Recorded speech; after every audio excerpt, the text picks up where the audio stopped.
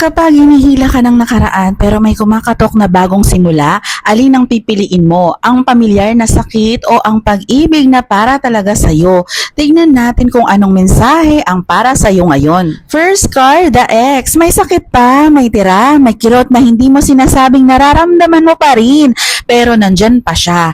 Tahimik pero mabigat. Sinasabi ng card na healing takes time. Hindi mo kailangang madaliin. Huwag mong i-pressure ang sarili mo. Ang puso, hindi makina. Pagod siya, pero gumagaling siya. At yung healing na yan, hindi para sa ex, para yan sa future mo. Second card, doorway. May bubukas na pagkakataon. Isang tao, isang connection. Isang moment na hindi mo inaasahan. Ito yung tipo ng chance na hindi mo kailangang habulin.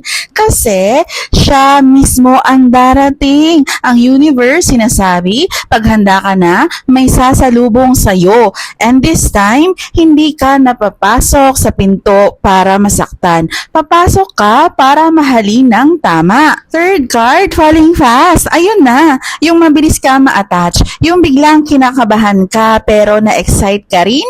Love can happen. Mabilis, tulad ng kidlat. Pero reminder sa'yo, huwag mong kalimutan ang sarili mo habang na-inlove ka. Mas masarap magmahal kapag buo ka, hindi kapag sumasandal ka para mabuo. Ang mensahe sa iyo ngayon, diretso at malinaw. Sarado na ang kwarto ng nakaraan, pero bukas na ang pinto ng bago. Gumaling ka, umaahon ka. At yung pagmamahal na paparating, hindi mo kailangang habulin, hindi mo kailangang patunayan, hindi mo kailangang isiksik ang sarili mo. Darating siya habang ikaw mismo unti-unting bumabalik sa sarili mo. This time, hindi ka na nasasaktan at aalagaan.